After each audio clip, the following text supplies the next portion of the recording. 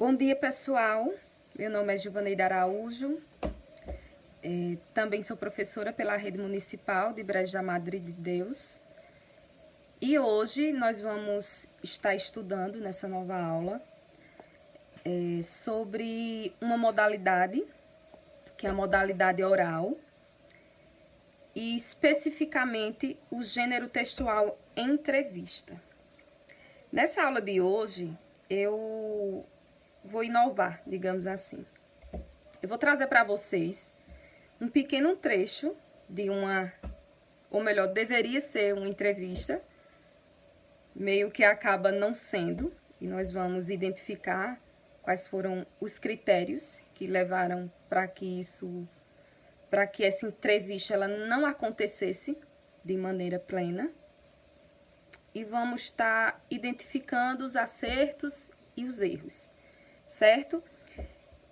Esse gênero textual, que é bem conhecido por todos, por vocês, é um gênero que traz com ele vários aspectos e várias oportunidades de aprendizagem.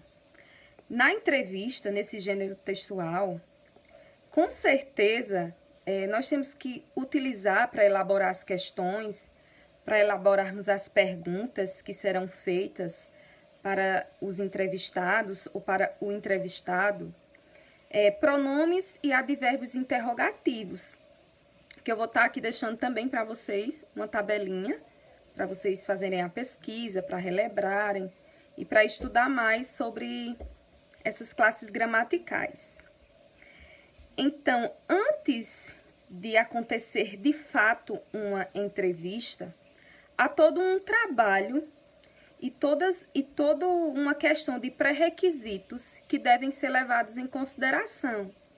Na questão da elaborações das perguntas, na pesquisa que deve ser feita, para que não haja na sua entrevista os erros que nós vamos identificar nesse vídeo que eu vou anexar aqui para a gente assistir. Tenho certeza que vocês vão gostar. O entrevistador, ele se compromete, ou deveria, antes de fato realizar a entrevista, a realizar uma pesquisa. Essa pesquisa, que é um estudo sobre o contexto de vida, a história de vida, a biografia, o meio profissional do entrevistado, ela será uma peneira e servirá como norte na elaboração das perguntas que serão feitas.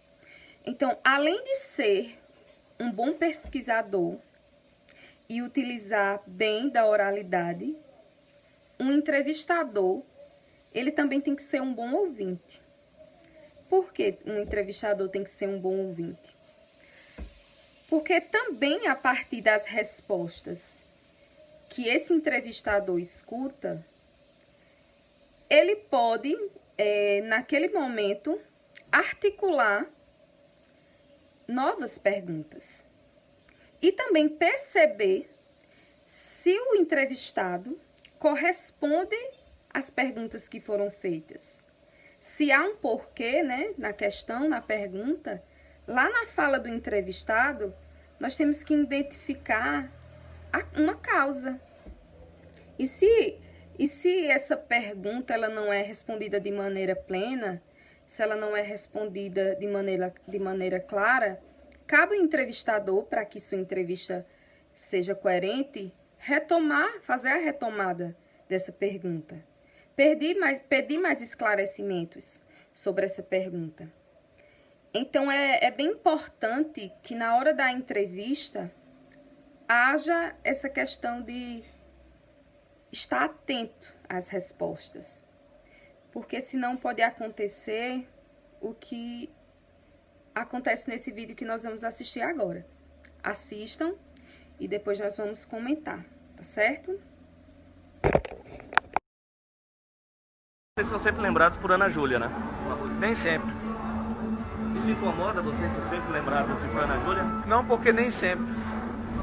Porque sempre quando tem Ana Júlia tem referência Los Hermanos, Ana Júlia. Hã?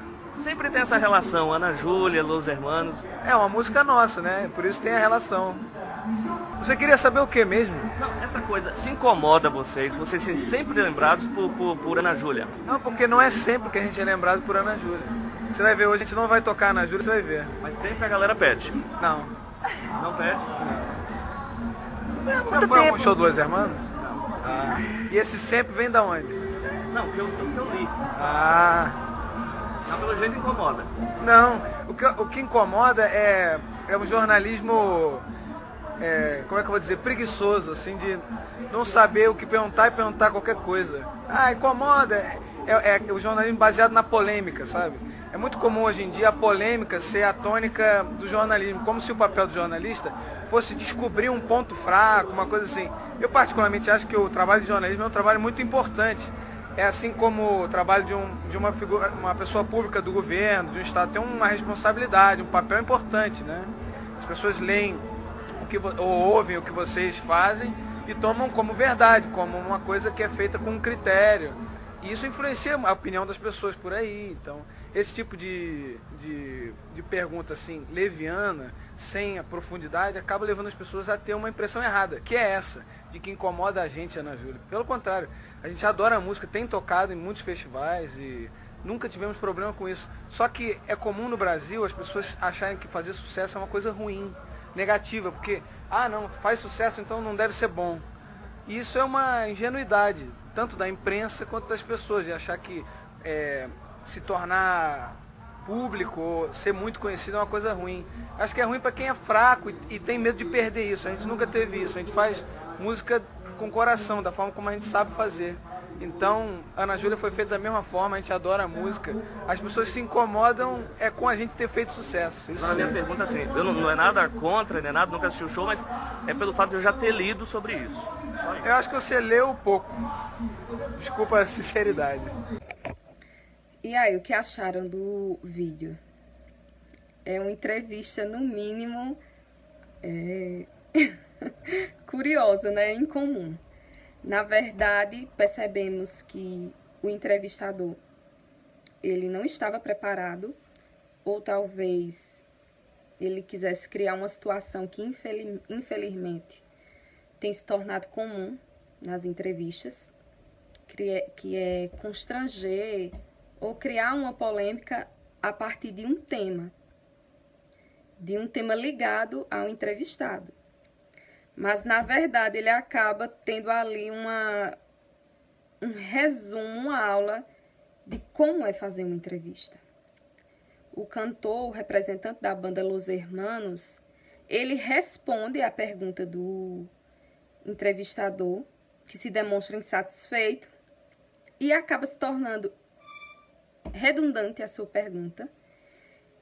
Ele pergunta a mesma coisa várias vezes sobre a questão da música, Ana Júlia, e há um momento em que ele se chateia e acaba dando uma resposta bem direta para responder e provar a falta de preparo do entrevistador.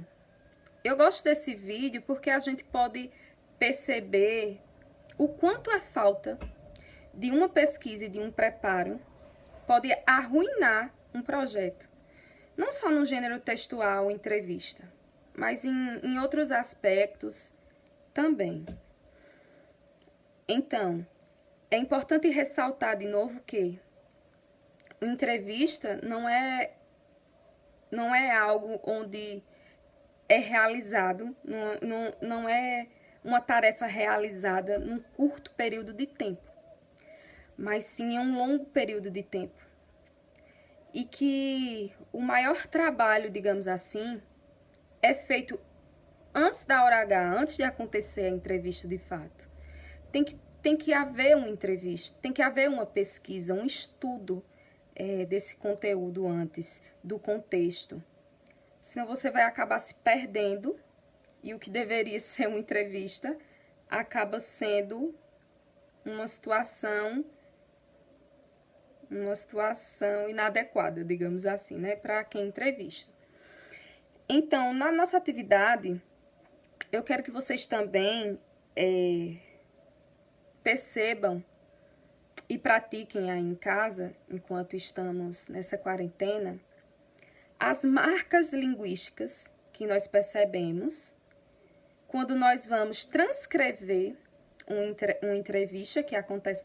Até porque quando nós estamos nos comunicando, como eu estou agora aqui com vocês, de maneira oral, há marcas na minha fala, na minha expressão facial, nos meus movimentos corporais, que quando eu vou transcrever e fazer essa mutação para a modalidade escrita, há dificuldades para se fazer e há diferenças também. Então, eu espero que eu tenha ajudado vocês. É um breve resumo sobre a entrevista. E nos encontramos na próxima aula. Fiquem com Deus.